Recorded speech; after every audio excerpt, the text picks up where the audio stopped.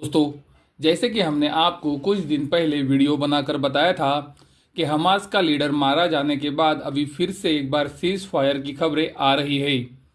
जैसे कि आप वीडियो के अंदर देख सकते हो, अमेरिका के जो सेक्रेटरी है वो अभी इजराइल पहुंच चुके हैं और वो इजराइल के अंदर इसीलिए आए हैं ताकि वो गाजा और इजराइल के बीच में जो ये वॉर चालू है इसे बंद कर सके। वीडियो के अंदर आप देख सकते हो, ये आज की ही न्यूज़ है जहां पर ये क्लियरली बताया गया है कि अमेरिका के सेक्रेटरी ब्लिंकन इजराइल और मिडल ईस्ट के दौरे पर है ताकि वो सीज फायर के बारे में बात कर सके।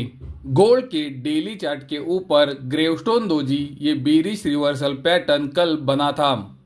ये मंदी वाला पैटर्न होता है और ज़्यादातर समय यहाँ से फिर गिरावट देखी जाती है, लेकिन आज गोल्ड के अंदर फिर से एक बार तेजी दिख रही है। आपको पता है कि हमारा नज़रिया गोल्ड के ऊपर तेजी का नहीं है, लेकिन दोस्तों मैंने आपको कभी भी मेरे वीडियो से बिकवाली की राय तो नहीं दी है, क्योंकि मैं मेरे वीडियो से कभी भी ट्रेडिंग की सलाह आपको नहीं देता हूँ। मैं सिर्फ इन्वेस्टमेंट के ऊपर फोकस करता हूँ और मैंने आपको मेरे वीडियो से सिर्फ इन्वेस्टमेंट की बात की है। तो जैसे कि आपको पता है कि मेरा नज़रिया गोल्ड के ऊपर तेज़ी का नहीं है, इसीलिए मैं आपको ये तेज़ी के बावजूद भी खरीदारी की राय नहीं दे सकता हूँ। मुझे लगता है हमने 2000 से 2700 तक की 32% की एक बहुत ही बड़ी तेज़ी एक साल में पकड़ी है। आने वाले समय में जब फिर से एक बार इन्वेस्टमेंट का मौका आएगा तो मैं आपको मेरे वीडियो से वहां पर फिर से एक बार इन्वेस्टमेंट की राय ज़रूर दूंगा। सिल्वर के लिए मैंने आपको बताया था कि सिल्वर एक रेक्टेंगल पैटर्न के अंदर कंसोलिडेट हो रहा है। सिल्वर अगर ये रेक्टेंगल पैटर्न को ऊपरी तरफ तोड़ता है तो सिल्वर के अंदर तेज़ी बढ़ सकती है। सिल्वर ने पिछले शुक्रवार को ये रेक्टेंगल पैटर्न से ब्रेकआउट दिया है। सिल्वर के लिए अभी उसके प्रीवियस हाइज सपोर्ट का काम कर सकते हैं। हमने आपको ये भी बताया है कि सिल्वर के अंदर आप जब काम करते हो तो आप गोल्ड के ऊपर भी उतना ही ध्यान रखो, क्योंकि गोल्ड की मूवमेंट सिल्वर के लिए बहुत ही महत्वपूर्ण है। गोल्ड के अंदर हमने आपको बताने के बाद से गिरावट आई थी, लेकिन ये गिरावट को गोल्ड ने तुरंत रिकवर कर लिया। 12 अक्टूबर 2024 के वीडियो में मैंने आपको पहली बार ये बताया था कि गोल्ड के डेली चार्ट के ऊपर निगेटिव डाइवर्जेंस बन रहा है, क्योंकि गोल्ड की कीमतें उसके पुराने हाइस के पास आ रही है। उसी समय पर MACD इंडिकेटर पुराने हाइस के बहुत ही नीचे है। 16 अक्टूबर को मैंने आपको ये कंफर्म किया कि ये निगेटिव डाइवर्जेंस बन चुका है। तो अगर हम 12 अक्टूबर 2024 से भी गोल्ड की तेज़ी गिनते हैं तो हमें पता चलता है कि गोल्ड 3% ऊपर आ चुका है। ये 3% की तेज़ी को मैंने गोल्ड के अंदर पूरी तरह से मिस किया है और मैं ये तेज़ी को नहीं पकड़ पाया हूँ, क्योंकि आप सबको पता है मेरा नज़रिया गोल्ड के ऊपर तेज़ी का नहीं है। मुझे लगता है ये साल हमने 32% का बहुत ही बड़ा रिटर्न गोल्ड के ऊपर कमाया है और आने वाले समय में भी ये मौके ज़रूर आएंगे। तो दोस्तों, मैं आपको ये बताना चाहूँगा कि अगर आने वाले समय में इन्वेस्टमेंट का मौका आता है तो हमारी वहाँ पर आपको इन्वेस्टमेंट की राय भी ज़रूर आएगी और मैंने मेरे वीडियो से आपको सिर्फ इन्वेस्टमेंट की राय ही दी है। मैं आपको मेरे वीडियो से कभी भी ट्रेडिंग की सलाह नहीं देता हूँ। डॉलर इंडेक्स के अंदर जब तेज़ी की शुरुआत हुई थी, हम आपको लगातार बता रहे थे कि डॉलर इंडेक्स के अंदर एक बड़ी तेज़ी आने वाली है और उसी तरह की बड़ी तेज़ी डॉलर इंडेक्स में आई भी। गोल्ड पहली की तेज़ी में ज़रूर गिरा, लेकिन ये जो तेज़ी डॉलर इंडेक्स के अंदर अभी बढ़ रही है, ये तेज़ी के अंदर गोल्ड में गिरावट नहीं आई है और उसी समय गोल्ड अपने लोज से तेज़ी से ऊपर भी आया है। हमने आपको हमारे वीडियोस से ये लगातार दिखाया है कि डॉलर इंडेक्स और गोल्ड का निगेटिव कोरिलेशन है, यानी कि डॉलर इंडेक्स जब ऊपर जाता है तो गोल्ड नीचे आता है और डॉलर इंडेक्स जब नीचे आता है तो गोल्ड ऊपर जाता है।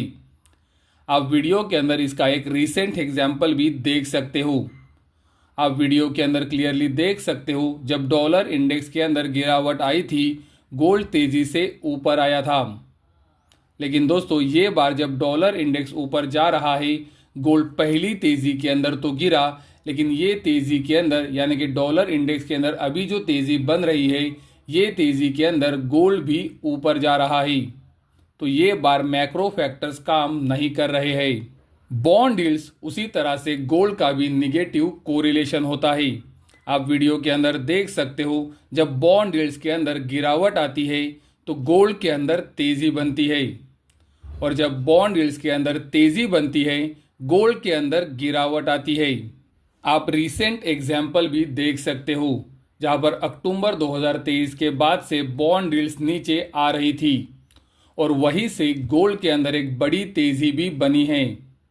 लेकिन दोस्तों आप देख सकते हो, रेट कट के बाद से बॉन्ड यील्ड्स के अंदर लगातार तेजी है। कुछ समय तो गोल्ड के अंदर गिरावट आई थी, लेकिन गोल्ड भी अभी बॉन्ड यील्ड्स के साथ ऊपर जा रहा है। तो यहाँ पर भी वो फैक्टर्स अभी काम नहीं कर रहे हैं जो पहले काम किया करते थे। उसी तरह से आप अमेरिकन गवर्नमेंट की 30 साल की बॉन्ड यील्ड्स भी देख सकते हो। ये बॉन्ड यील्ड्स जब नीचे जाती है तो गोल्ड के अंदर तेजी बनती है, और बॉन्ड यील्ड्स जब ऊपर जाती है तो गोल्ड के अंदर गिरावट आती है। लेकिन ये बार सिचुएशन थोड़ी अलग दिख रही है। जैसे कि आप वीडियो के अंदर देख सकते हो, शुरुआत की तेजी जो बॉन्ड यील्ड्स के अंदर बनी वहां पर गोल्ड में गिरावट आई थी, लेकिन ये जो रीसेंट रैली बॉन्ड यील्ड्स के अंदर बन रही है वहां पर गोल्ड भी ऊपर आया है। महत्वपूर्ण बात यह है कि जनवरी, मार्च, मई, जून, जुलाई इन मीटिंग्स के अंदर जहां पर फेडरल रिजर्व ने इंटरेस्ट रेट काटने को मना किया था, और वो समय पे जहां पर बॉन्ड यील्ड्स खड़ी थी, उन्हीं लेवल्स के ऊपर बॉन्ड यील्ड्स फिर से एक बार निकल रही है। और सितंबर के अंदर इंटरेस्ट रेट कट के बाद बॉन्ड यील्ड्स के अंदर सिर्फ तेजी बन रही है। जैसे कि मैंने आपको बताया कि बॉन्ड यील्ड्स और गोल्ड का निगेटिव कोरिलेशन है। लेकिन दोस्तों ये जो रैली गोल्ड के अंदर ये बार बन रही है, ये बॉन्ड यील्ड्स के साथ बन रही है, और ये बार मैक्रो फैक्टर्स काम नहीं कर रहे हैं। तो हो सकता है कि ये बार सच में कोई डिफरेंट सिचुएशन हो, जहां पर हिस्टोरिकल रिलेशनशिप काम नहीं कर रहे हैं। जैसे कि बॉन्ड यील्ड्स और डॉलर इंडेक्स की तेजी गोल्ड के लिए निगेटिव होती है, और हमने आपको ये वीडियो से लगातार हिस्टोरिकल फैक्ट्स के साथ दिखाया भी है। लेकिन पिछले 2 हफ्तों से बॉन्ड यील्ड्स जहां पर ऊपर जा रही है, गोल्ड के अंदर भी तेजी बढ़ रही है।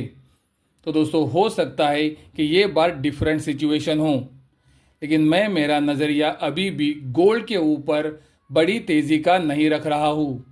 मुझे लगता है कि गोल्ड के अंदर आने वाले समय में गिरावट आनी चाहिए और करेक्शन भी होना चाहिए। मैं यहाँ पर आपको कोई भी इन्वेस्टमेंट की राय नहीं दे सकता हूँ। गोल्ड के अंदर अगर आने वाले समय में एक बहुत ही अच्छी गिरावट आती है और गोल्ड करेक्ट करता है, तो वहाँ पर हम फिर से एक बार इन्वेस्टमेंट के बारे में ज़रूर सोच सकते हैं। लेकिन इन लेवल्स के ऊपर मेरी कोई भी राय इन्वेस्टमेंट की नहीं है, तो कृपया ये बात को ज़रूर ध्यान में रखें। वीडियो ख़त्म करने से पहले मैं आपको फिर से एक बार बताना चाहूँगा कि मेरे वीडियोज़ को देखकर कृपया ट्रेडिंग ना करें। मैंने कभी भी आपको ट्रेडिंग की राय मेरे वीडियोज़ से नहीं दी है। मैंने मेरे वीडियोस के अंदर सिर्फ इन्वेस्टमेंट की बात की है, और जो अभी का समय चल रहा है वो मुझे इन्वेस्टमेंट के लिए अच्छा नहीं लग रहा है। क्योंकि दोस्तों जैसे कि मैंने आपको बताया, डॉलर इंडेक्स में तेज़ी है, बॉन्ड यील्ड्स के अंदर तेज़ी है, गोल्ड डेली चार्ट के ऊपर निगेटिव संकेत दे रहा है। गोल्ड का दिन का, हफ्ते का और महीने का चार्ट एक्सट्रीमली ओवरब्रॉट है। गोल्ड की जो प्राइसेस फ्यूचर्स के अंदर बढ़ रही है वहाँ पर वॉल्यूम का सपोर्ट नहीं है। अमेरिका का डेटा अभी भी मजबूत आ रहा है। ब्रिक्स कोई भी गोल्ड वाली करेंसी लॉन्च नहीं कर रहे हैं, और जैसे कि वीडियो के शुरुआत में हमने देखा कि इजराइल के साथ सीज फायर की बातें भी हो रही है। तो दोस्तों मैंने मेरे रीजंस गोल्ड के ऊपर तेज़ी में ना होने के बताए हैं। अगर गोल्ड के अंदर आने वाले समय में गिरावट आती है तो वहाँ पर हम इन्वेस्टमेंट के बारे में ज़रूर सोच सकते हैं, लेकिन मेरा अभी नज़रिया इन्वेस्टमेंट का नहीं है, और इन लेवल्स के ऊपर मैं कोई भी नई इन्वेस्टमेंट नहीं करना चाहूँगा।